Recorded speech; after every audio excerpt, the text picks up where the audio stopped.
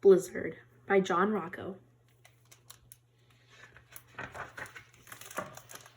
One day, when I was a young boy, nearly 4 feet of snow fell from the sky. This is my story.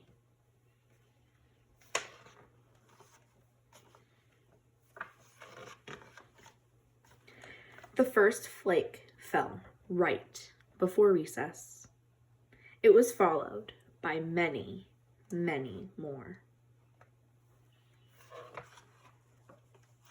The wind whipped up and school closed early. Yay! By the time my sister and I got home, the snow was already over our boots. The snow continued to fall through the night, and I thought it would never stop.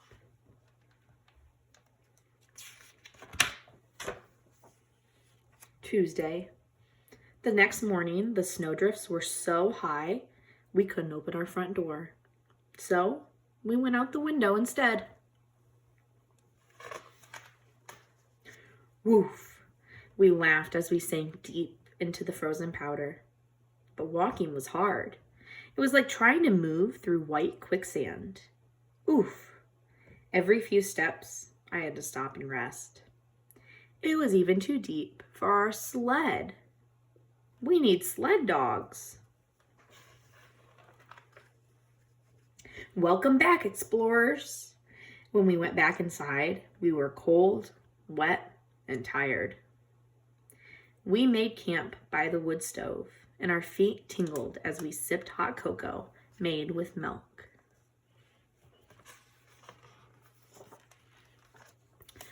On the third day, Dad shoveled the driveway so he could get the car out when the snowplows came. We dug tunnels and secret rooms under the snow. An igloo can keep you warm in sub-zero temperatures. What's an igloo? That was on Wednesday. Thursday. By day 4, the plows still hadn't come. I wondered if we'd ever see grass again.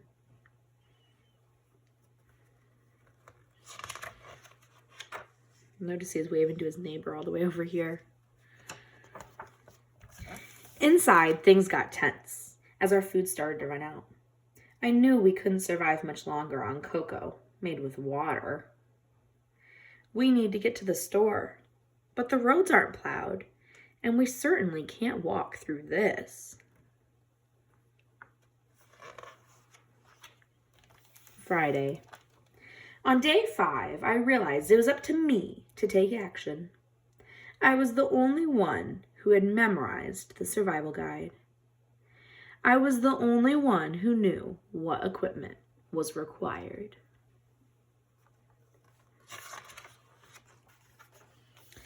I was the only one light enough to walk on top of the snow.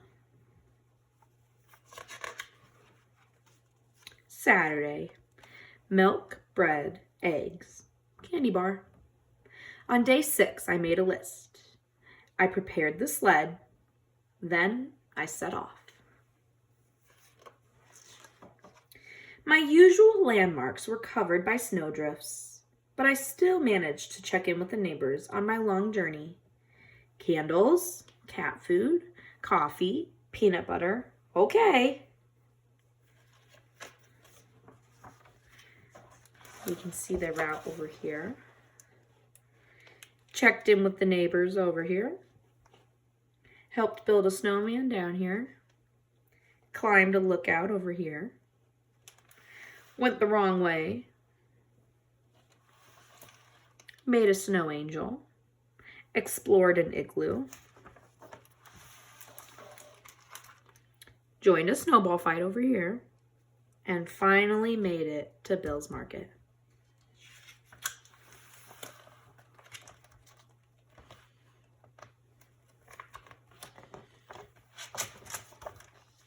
At last I reached the store. I was tired, hungry, and chilled to the bone. But I couldn't think about myself. I was on a mission. Are you going to carry all this by yourself? Yes, sir. I've got my sled. Yes, he's on his way back now. She must be on the phone with his mom. On the return trip, I raced to drop off the groceries before the sun went down. Wow. Grateful smiles and cheers gave me the energy I needed to make it back home. Meow.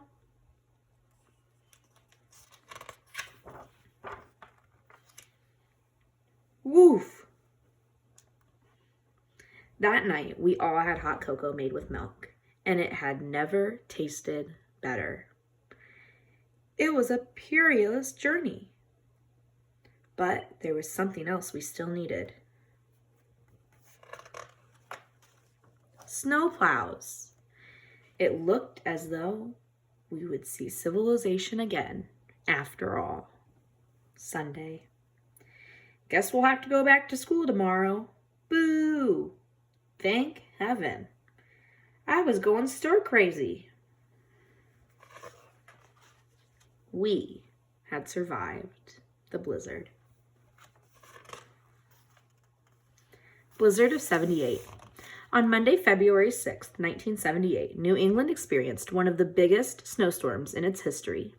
It snowed for 2 days, and by the time it stopped, parts of Rhode Island, Massachusetts, and Connecticut were buried under 40 inches of snow.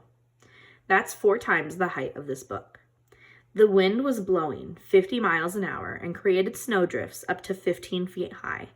Where I grew up in Rhode Island, it took over a week for snowplows to get to our street. This book is based on my experience as a 10-year-old boy in that blizzard and how I got to the store over a mile from my house with tennis rackets tied to my feet.